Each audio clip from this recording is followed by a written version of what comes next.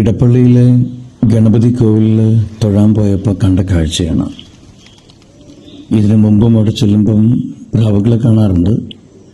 പക്ഷെ ഇത്രയേറെ പ്രാവുകളെ ഇന്നാണ് കാണുന്നത്. വലിയ കൗതുകം തോന്നി. പലരും അവിടെ വന്ന് ഈ കൗതുക കാഴ്ച നോക്കി നിൽക്കുകയാണ്. സത്യത്തിൽ ഞാനും തൊഴാൻ മറന്നു. കുറച്ചു നേരം അവരെ നോക്കി നിന്നു. അതിനിടയിൽ ആരോ ഒരാൾ കുറേ ഗോതമ്പ് മണികൾ അവിടെ കൊന്നു വിതറി. അത് തിന്നുകൊണ്ടിരിക്കുകയാണ് എല്ലാവരും.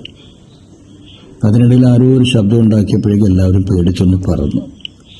വീണ്ടും തിരിച്ചു വന്ന് ഗോതമ്പ് മണി കുത്തി തിന്നുകൊണ്ടിരിക്കുകയാണ്. എന്തൊരു ഹാപ്പി ലൈഫാണ് അവരുടെ. അസൂയ തോന്നും.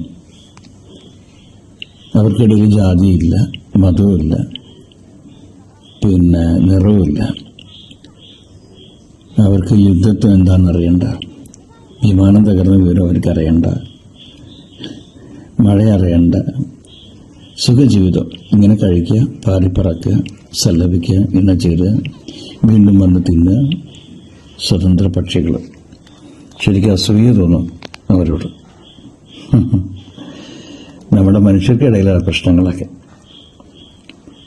അവർ സുഖമായിട്ട് ജീവിക്കട്ടെ. സത്യത്തിൽ ഈ കാഴ്ച കാണുമ്പം മനസ്സിന് ഭയങ്കര സന്തോഷമാണ്.